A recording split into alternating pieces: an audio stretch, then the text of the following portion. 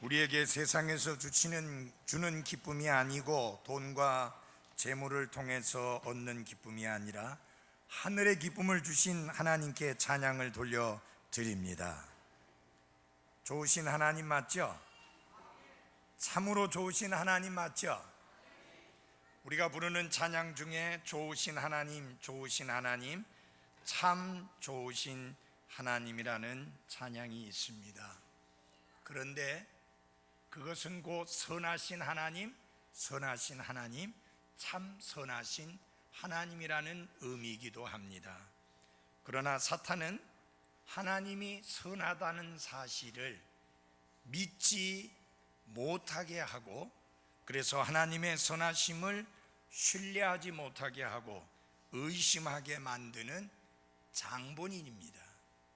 그래서 하나님이 다른 사람에게는 선하신지 모르지만 나에게는 선하신 것 같지 않다, 그런 생각을 가지도록 그렇게 사탄은 우리의 삶에 역사하고 있습니다. 그러나 하나님은 모든 사람에게 선하십니다. 그리고 우리는 하나님의 선하심을 철저히 신뢰해야 합니다. 그래서 오늘 아침에는 하나님의 선하심을 신뢰하라는 제목으로 말씀을 드리고자 합니다. 한번 해봅시다. 하나님의 선하심을 신뢰하라. 우리 하나님 말씀 욥기 3장 1절에서 3절까지 말씀만 보겠습니다. 구약 성경 욥기 3장 1절에서 3절까지 말씀입니다. 이 일 뒤에 욥이 자기 입을 열어 자기의 날을 저주하니라. 욥이 말하여 이르되 내가 태어난 그 낮과 사람들이 산의 아이를 수태하였다 하던 그 밤이 소멸되었더라면, 여기 3절까지만 읽겠습니다. 기도하겠습니다.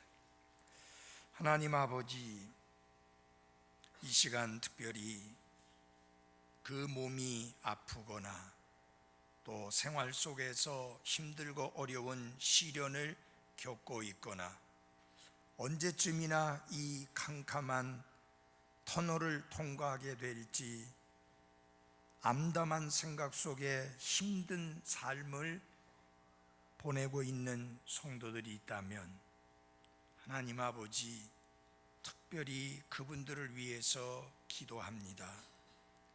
비록 힘들고 어려운 상황이라 할지라도 하나님의 선하심을 의심치 않게 해주시고, 정말 하나님은 선하신 하나님이라고 확고하게 신뢰하는 믿음으로 살아갈 수 있도록 저들에게 믿음을 더해 주시옵기를 기도합니다. 그러나 아버지 하나님, 무엇보다도 기도합니다. 이 자리에 함께 머리 숙이신 분 중에 만일 오늘이 그분의 인생의 마지막 날이 된다면 내가 하늘나라에서 예수 그리스도와 함께 영원히 살 것이라고 하는 믿음과 확신이 없는 분, 구원받지 못한 분이 한 분이라도 계신다면 그냥 지나치지 않게 해주시고 오늘이 구원받는 날이 될 수 있도록 그 마음속에 하나님의 성령님이 강하게 말씀해 주시고 역사해 주옵소서. 예수님 이름으로 기도했습니다. 아멘.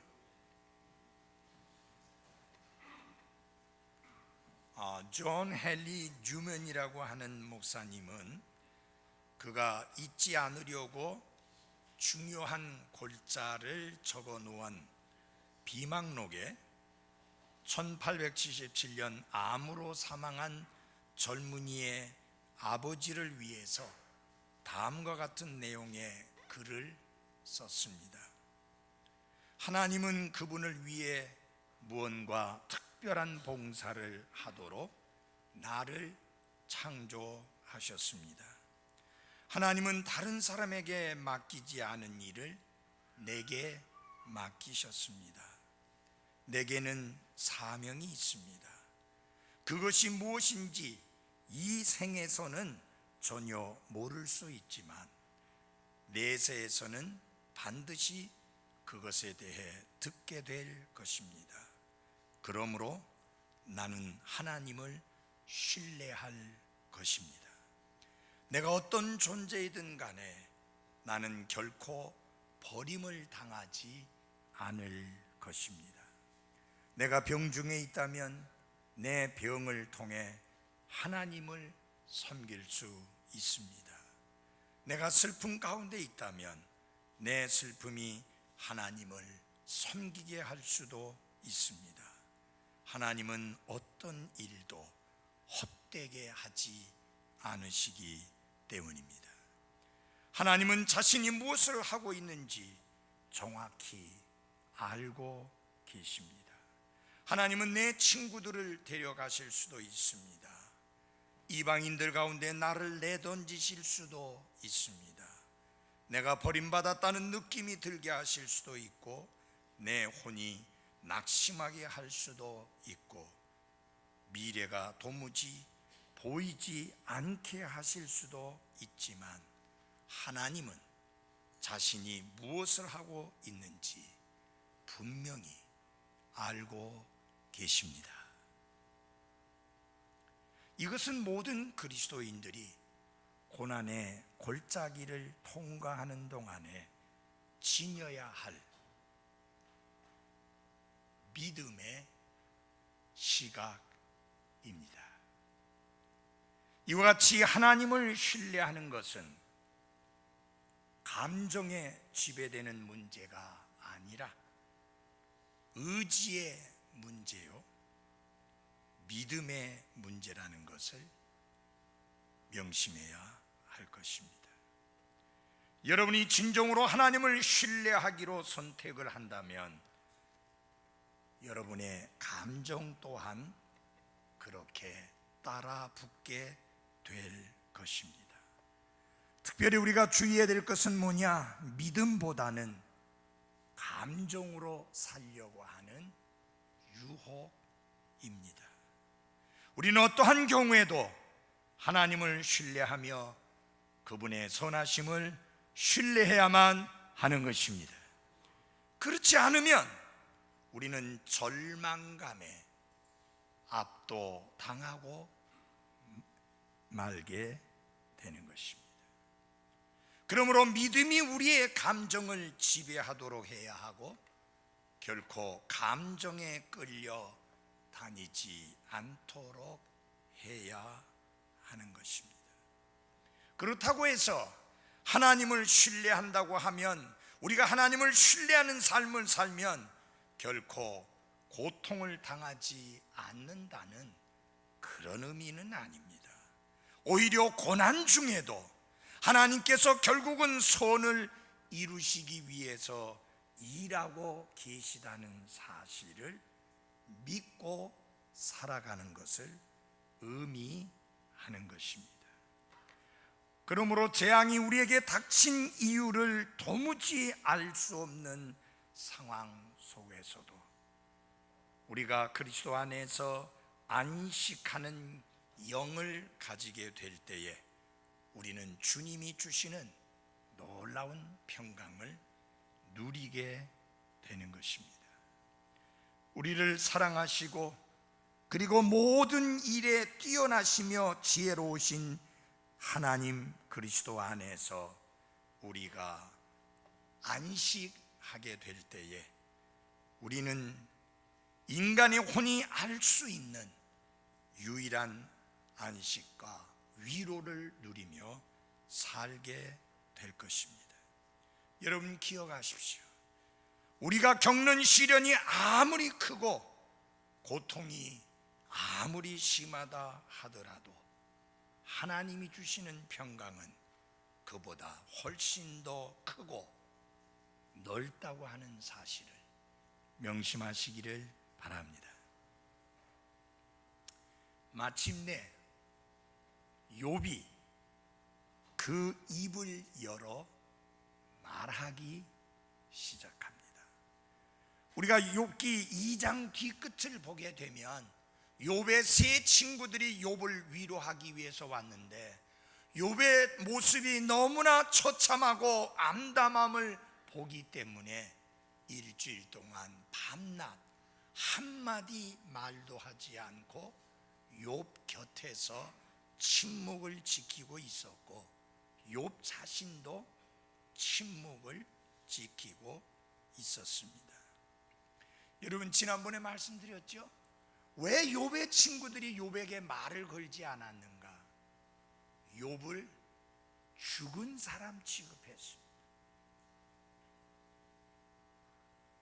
그래서 그저 고통당하는 사람 옆에서 침묵을 지키는 그것이 꼭 진정한 위로는 아니라고 하는 것입니다. 물론 우리가 쓸데없이 그 고통이 왜 왔는지 해석하려고 하고 설교하려고 하고 그래서 그에게 설득시키려고 하는 그런 시도는 오히려 고통당하는 사람을 힘들게 할 수 있지만 밤낮 7일 동안 한마디 말도 안 하고 그 곁에 가만히 있다고 하는 것은 우리가 무슨 위로의 말을 던진다 할지라도 이 사람은 죽은 사람 같아서 아무 소용이 없다라고 하는 그런 경우이기 때문에 욥의 친구들이 보인 위로는 진정한 참된 위로는 아니었습니다.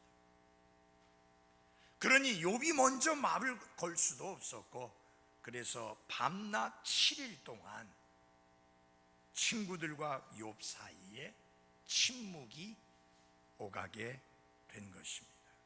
그런데 3장 1절이 이렇게 시작합니다. 같이 한번 읽어보겠습니다. 시작. 이 일 뒤에 욥이 자기 입을 열어 자기의 날을 저주하니라.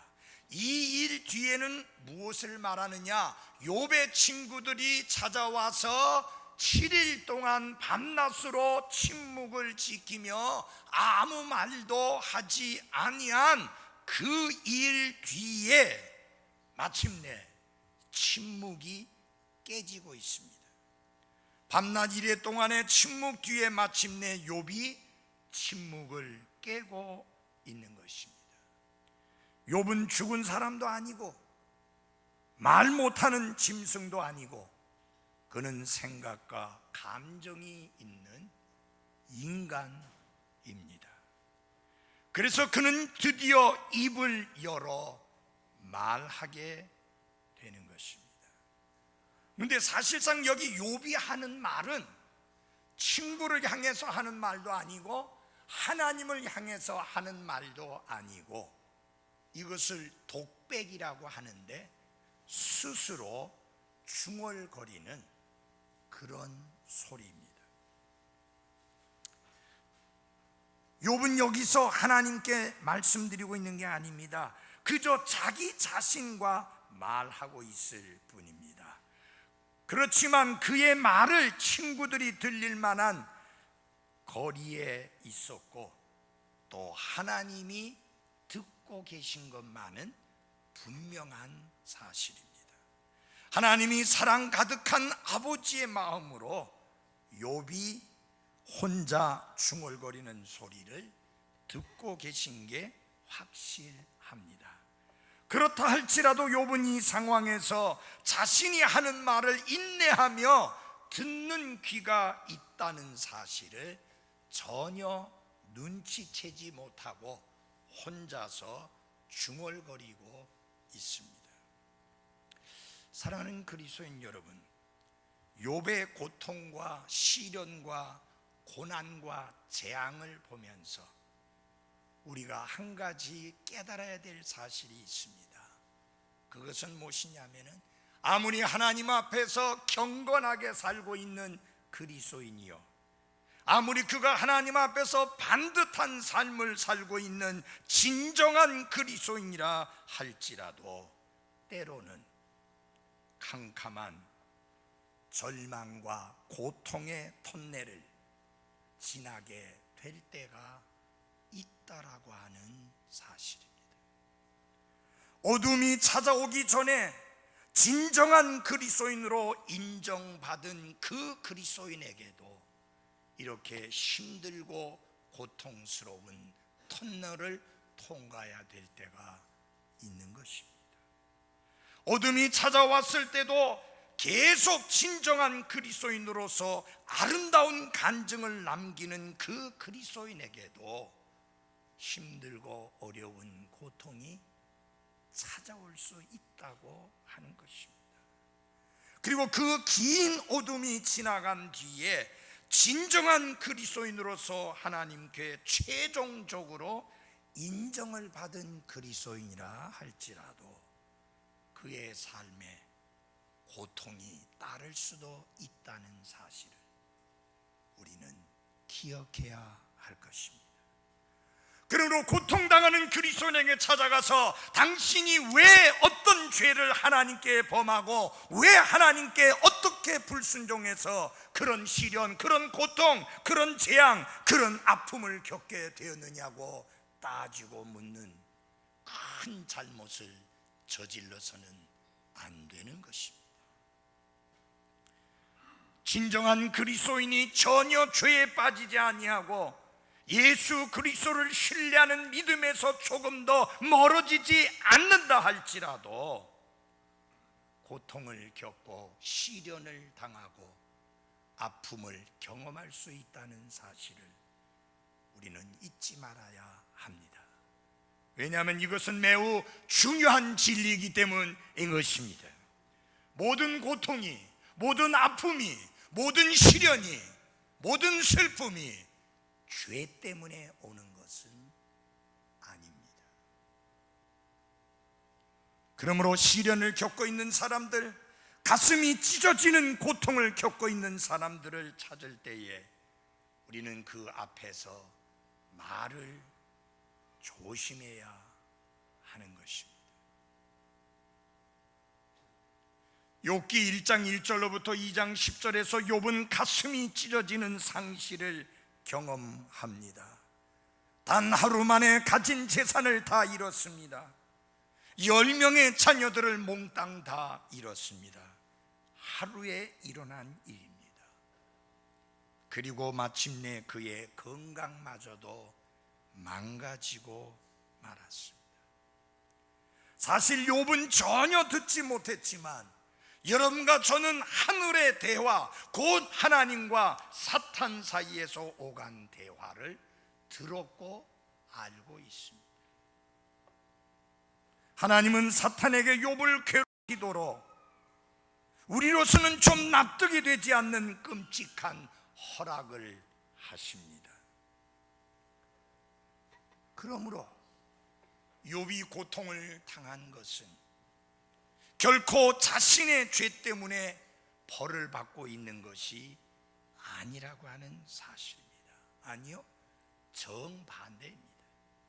오히려 욥이 하나님 앞에서 고통당한 그 이유는, 그 정확한 이유는 욥이 두드러지게 그 누구보다도 하나님 중심으로 하나님의 뜻을 따라 경건하게 살았기 때문에 고통을 당한 것입니다. 그렇게 경건한 욥이 깊은 박탈을 경험합니다. 육체적, 정신적, 정서적, 사회적, 영적인 상실을 겪습니다. 근데 여러분, 그럼에도 불구하고 욥은 여전히 하나님을 신뢰하는 믿음을 보여주었습니다. 첫 번째와 두 번째 시련이 각각 끝난 뒤에 우리는 욥에게서 아름다운 간증을 듣게 됩니다. 첫 번째 시련이 끝났을 때, 다시 말하면 재산과 자식을 한꺼번에 하루 만에 다 잃어버리고 난 다음에 그는 이렇게 간증합니다. 내가 내 어머니 태에서 벌거벗고 나왔은즉 또한 벌거벗은 채 그리로 돌아가리라. 주신 분도 주시오, 가져가신 분도 주시니 주의 이름이 찬송을 받을지어다.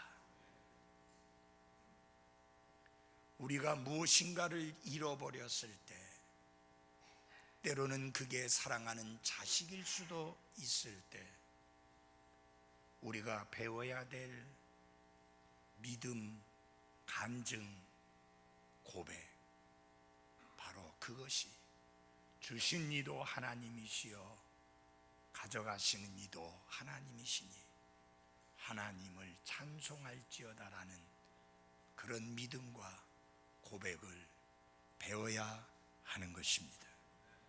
쉽지는 않지만. 그 다음에 두 번째 시련을 겪고 난 다음에 온 몸이 망가지고 건강을 잃어버리고 난 다음에 그는 이렇게 간증합니다. 우리가 하나님의 손에서 좋은 것을 받으며 또 나쁜 것을 받지 아니하겠느냐. 여러분, 좋은 것을 받았을 때 하나님을 찬양하십시오. 그리고 나쁜 것이 찾아왔을 때도 하나님을 찬양하는 것을 배울 수 있기를 바랍니다. 우리는 지금까지 욥의 놀라운 믿음에 대해서 집중을 해왔습니다. 조금 전에 소개해드린 1장 21절과 2장 10절에서 정말 그가 놀라운 간증을 보여주었고, 이런 욥의 믿음에 초점을 맞추게 될 때에 우리가 빠질 수 있는 잘못된 위험이 있습니다. 그것은 무엇이냐면요, 욥은 고통을 당했으나 고난을 당했으나 하나님의 선하심을 철저히 신뢰했다. 그러므로 우리도 그렇게 하나님의 선하심을 철저히 신뢰하며 살아야 된다. 끝. 그렇게 말하기가 쉽습니다. 그러나 여러분, 놀랍게도 3장 1절에 보면 반전이 일어납니다. 전혀 다른 모습을 보게 됩니다. 3장 1절이 이렇게 시작되었습니다. 우리 다 같이 함께 다시 한번 읽어볼까요? 같이 읽어보겠습니다. 시작. 이 일 뒤에 욥이 자기 입을 열어 자기의 날을 저주하니라. 뭐 했다고요? 무엇을? 자기의 날이 뭐예요? 생일날. 자기의 생일날, 자기의 생일을 저주했습니다. 이것은 이야기의 끝과 한참 거리가 먼 것을 알 수 있습니다. 우리가 갑자기 걸음을 멈출 수밖에 없는데, 왜냐하면 욥이 자신의 생일을 저주할 뿐만 아니라 여러 장에 걸쳐서 탄식을 하고 있고 하나님께 항의를 하고 있기 때문입니다. 그러나 여러분, 우리가 잊지 말아야 될 것은 욥기가 끝나는 시점에서 욥은 하나님에 관해서 옳게 말했음을 하나님이 인정해 주시고, 그뿐만 아니라 욥이 하나님의 종이라는 사실을 재차 확인시켜 주시는 그 말씀을 보면서 욥에 대한 오해는 털어버려야 합니다. 욥기 3장에서 나오는 그 욥의 절망은 누구의 이야기냐? 하나님께 처음에 인정을 받았고, 그리고 마지막에 또다시 인정을 받는 하나님의 종 욥의 실제 경험을 기록하고 있다는 사실을 우리는 기억해야 하는 것입니다. 사탄은 먼저 욥의 겉가죽, 그 소유와 재산을 공격했습니다. 그런 뒤에 더 깊이 침투해서 또 다른 가죽, 곧 가족을 공격해서 자녀 10명을 모두 죽였습니다. 그런 뒤에 더 한층 침투해서 말 그대로 욥의 가죽을 공격했습니다. 그래서 그의 건강이 망가지게 되었습니다.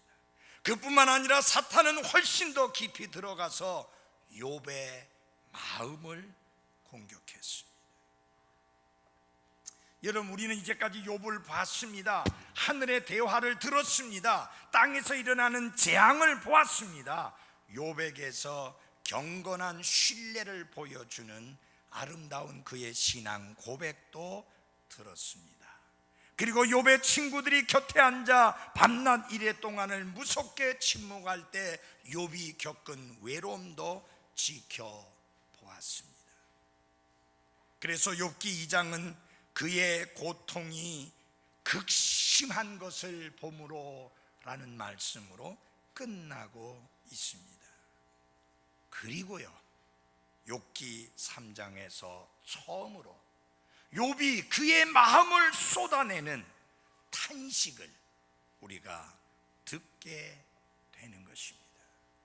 그 첫 번째 내용이 무엇이냐면은 생일을 저주하는 내용입니다.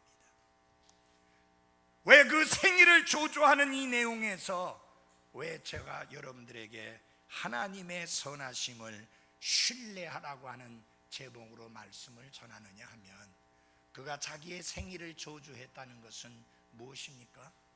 차라리 내가 태어나지 않았으면 좋을 뻔했는데 왜 하나님 날 낳으셨나요? 옛날 장님 대중 가요 가수 이용복 씨가 어머님 왜 나를 낳으셨나요? 라고 노래하는 그런 상황을 말하기 때문입니다. 그것은 곧 무엇을 의미합니까? 하나님의 선하심을 신뢰하지 못하고 의심했다는 것을 의미하기 때문입니다. 그러므로 저는, 그리고 저와 여러분은 모두 다 어떤 경우에든지 하나님의 선하심을 신뢰하는 그리스도인으로서 우리의 삶을 마감할 수 있기를 바랍니다. 그래서 제가 1절로부터 3절까지의 말씀을 통해서 말씀드리고 싶은 것은 뭐냐면, 하나님은 결코 실수가 없으시다고 하는 사실입니다. 착각하지 마십시오. 하나님은 절대로 실수가 없으신 하나님이십니다. 밤낮 이래를 말없이 지낸 뒤에 마침내 긴 침묵을 깨고 욥이 입을 엽니다. 그런데 그가 입을 연 이유는 하나님을 저주하기 위해서가 아니라 자기가 태어난 날을 저주하기 위해서 입을 엽니다. 영어 성경이나 한글 성경이나 같이 저주라는 단어가 사용이 되었습니다만은 히브리어는 두 개의 단어가 다릅니다. 예를 들어서 사탄이 욥에게 재앙을 쏟아부으면 그가 하나님을 저주할 것입니다 라고 할 때 그 저주는요, 뒤집으면 하나님을 찬양하는 것이 되고, 뒤집으면 하나님께 욕을 하고 하나님을 비난하고 하나님을 저주하는 그런 의미의 단어가 됩니다. 욥의 부인이 욥에게 한 말 똑같습니다. 하나님을 저주하고 죽으라. 그때 그 저주라는 말이 똑같습니다. 그런데 여기 욥기 3장 1절에서 나오는 욥이 자기의 나를 저주했다고 했을 때 그 저주라는 말은 그런 의미가 아니고요, 자기가 태어난 그 날에 대하여 하찮게 여기고 가볍게 여기고 무시하고 멸시하는 그런 의미의 단어가 여기에 나오는 저주라고 하는 말입니다. 그래서 차라리 태어나지 않았더라면 하는 그런 의미를 담고 있는 것이죠. 그런데 욥만 이런 것을 한 것이 아니라 눈물의 대언자라고 알려진 하나님의 사람 예레미야도 똑같은 고백을 했습니다. 내가 태어난 날이 저주를 받았더라면, 그 날이 하찮게 여겨지고 가볍게 여겨져서 그날 내가 태어나지 않고 죽었더라면 하는 그런 의미죠. 어찌하여 내가 태에서 나와, 이렇게 자기의 생일을 한탄하는 그런 것을 욥에게서만 보는 게 아니라, 욥처럼 경건한 하나님의 사람에게서만 보는 게 아니라 놀라운 하나님의 사람이여 눈물의 대언자인 예레미야에게서도 그런 모습을 같이 볼 수 있다는 것입니다.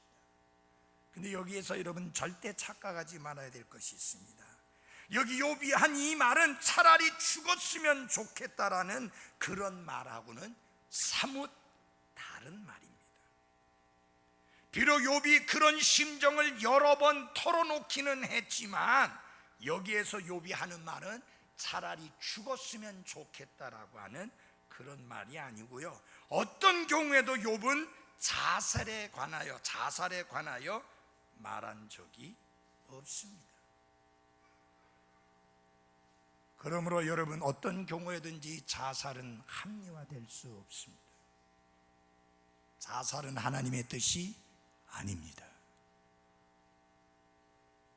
너무 극심한 고통 때문에 차라리 태어나지 않았으면 좋을 뻔했다는 것을 후회하는 그런 입술의 고백이지, 그가 차라리 죽었으면 좋겠다는 그런 의미는 아닙니다.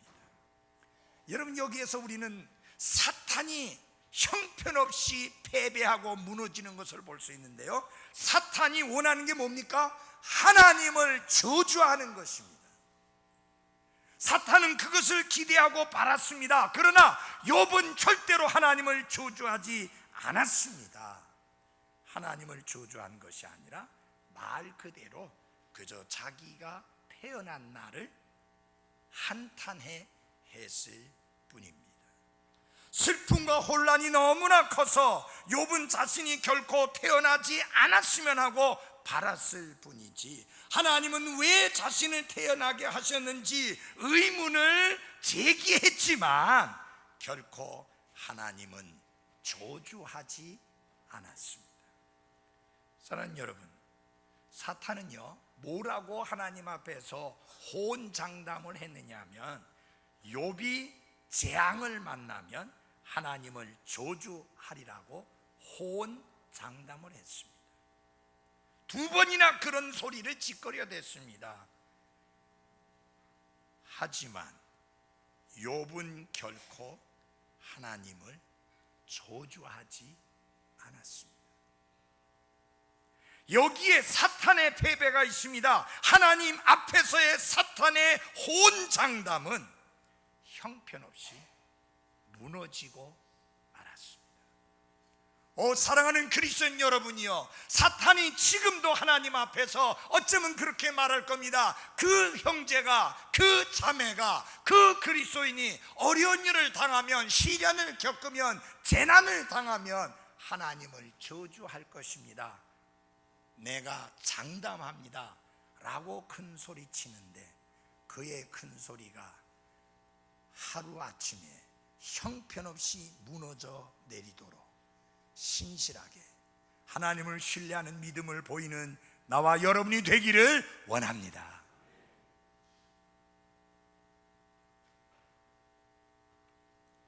어떤 경우에든지 하나님의 선하심을 의심하지 마십시오. 욥은 자신이 이 세상에 태어난 날을 저주하고 후회했습니다. 욥이 말하 이르되 내가 태어난 그 낮과 사람들이 산의 아이를 수태하였다 하던 그 밤이 소멸되었더라면, 그는 태어난 날과 10달 앞서 잉태되었던 그 날이 없었더라면 이라고 말하는 것입니다. 여기에서 여러분 주의해서 잘 들어주십시오. 성경은 욥이 산의 아이를 수태하였다라는 그 날이 없었더라면 이라고 말하는 겁니다. 잘 들어주십시오. 욥은 뱃속에 있었을 때도, 어머니의 태 속에 있었을 때도 뭐라고 말했는지 압니까? 단순한 어떤 물체나 어떤 덩어리가 아니라 인간이라는 사실을 분명히 밝혔습니다. 잘 들어주십시오. 왜 낙태를 하지 말아야 되는가? 고의적으로 이미 그 아이가 들어서는 순간에 하나님은 인간으로서 인정하고 존중합니다. 그게 성경입니다. 저는 한번 이런 동영상을 본 적이 있습니다. 낙태를 하기 위해서 의사가 이렇게 시도할 때 그 태아가 도망치면서 소리 지르는 그 소리와 도망치는 모습을 찍은 동영상을 본 적이 있습니다. 욥은 자기가 뱃속에 있었을 때, 엄마 뱃속에 있을 때 산의 아이였다라고 말합니다. 어떤 작은 덩어리가 아니고 핏덩어리가 아니고 산의 아이였다라고 말을 하므로 어머니 뱃속에 있었을 때도 인간으로서의 존재했다는 사실을 밝힙니다. 사랑하는 여러분, 잉태는 하나님께로부터 오는 축복입니다. 따라서 하나님께로부터 오는 축복을 저주하는 것은 하나님의 선하심에 의문을 던지는 것이고, 그것은 욥이 앞에 고백했던 그 아름다운 간증과 큰 대조를 이루고 있는 잘못된 말입니다. 결국은 욥의 이 말 속에는 하나님의 섭리와 하나님의 선하심에 대한 직접적인 비난을 내포하고 있는 것입니다. 이제까지 욥은 순전하게 믿음을 지켜왔는데 여기에서 잠시 흔들리고 있는 것을 볼 수 있습니다. 여러분 이 땅에 우연히 태어나셨습니까? 아니요. 하나님의 섭리 가운데 태어나셨습니다. 하나님의 계획이 있어서 이 땅에 태어나셨습니다. 그러므로 나와 여러분의 생일은, 그리고 모든 사람의 생일은 굉장히 중요한 것입니다. 왜냐하면 그 생명은 하나님이 주신 생명이기 때문에 그렇습니다. 아무 의미 없이, 아무런 가치도 없이, 아무런 보람도 없이 이 땅에 내던져진 인생은 하나도 없습니다. 하나님의 섭리 가운데, 하나님의 계획 가운데, 하나님의 은총 가운데 여러분과 제가 태어나게 된 것입니다. 그러므로 내가 지금 힘들다고, 내가 지금 고통스럽다고, 내 삶이 잘 풀리지 않는다고 지난날 하나님이 내 삶에 부어주셨던 축복과 하나님의 은총과 하나님의 긍휼과 하나님의 사랑과 하나님의 은혜를 망각하는 어리석음을 우리는 멀리해야 할 것입니다. 여러분, 아무리 경건한 하나님의 사람인 욥이라 하더라도 순간적으로 하나님의 선하심을 신뢰하는 것을 저버리게 될 때에 엉뚱한 소리를 할 수가 있습니다. 여러분, 욥이 뭐라고 그랬습니까? 그의 아내에게 하나님의 손에서 좋은 것을 받으며 또 나쁜 것을 받지 아니하겠느냐. 근데 왜 자기가 이 땅에 태어난 그 날을 저주합니까? 너무 한찮게 여겨서, 너무 가볍게 여겨서, 너무 작게 여겨서 차라리 태어나지 않았으면 좋을 뻔했다. 그 말은 무슨 말이에요? 하나님이 실수하셨다는 말이에요. 그러나 여러분 잘 들으십시오. 하나님은 절대로 실수가 없으십니다. 그러므로 이 땅에 태어난 우리의 출생은 하나님의 축복이요, 하나님의 은총이요, 하나님의 놀라운 사랑임을 잊지 마십시오. 그러므로 우리가 살아가는 하루하루의 날들은 너무 중요한 것입니다. 왜요? 하나님의 은총 가운데 태어났고요, 지금 하나님의 은혜 가운데 하루하루 살고 있는데, 하나님이 부르셔서 그분 앞에 갈 때까지 우리는 감사하면서 기뻐하면서 하나님께 영광 돌리면서 좋으신 하나님, 참 좋으신 하나님이라고 찬양하면서 살아가야 하는 게 옳습니다. 고통스러운 상황에서는 나중에 후회할 말과 행동을 하기가 매우 쉽습니다. 그래서요, 고통을 당할 때 어려운 일을 겪게 될 때, 큰 슬픔에 빠지게 될 때 우리가 조심해야 되는 게 뭐냐면 우리의 입술입니다. 왜냐하면 고통당할 때 우리의 입술로 범죄할 수 있기 때문입니다. 이제 결론적으로 말씀을 드리겠습니다. 여러분, 욥이 지금 극과 극을 보여주는 것 같지 않아요? 주신 이도 하나님이시요 가져가신 이도 하나님이니 하나님이 찬송을 받을지어다 라고 고백하던 욥입니다.